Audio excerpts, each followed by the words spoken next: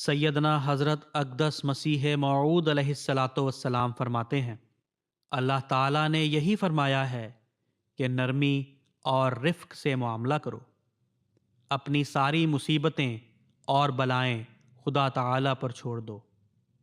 یقیناً سمجھو، اگر کوئی شخص ایسا ہے کہ ہر شخص کی شرارت پر صبر کرتا ہے اور خدا پر اسے چھوڑتا ہے، تو خدا تعالیٰ اسے ضائع نہیں کرے گا۔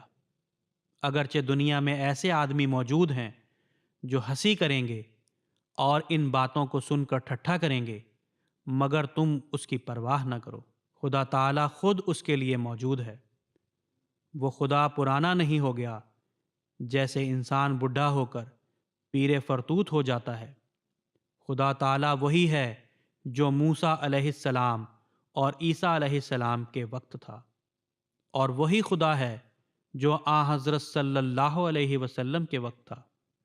اس کی وہی طاقتیں اب بھی ہیں جو پہلے تھیں، لیکن جو کچھ میں کہتا ہوں تم اس پر عمل نہ کرو تو میری جماعت میں نہ رہے۔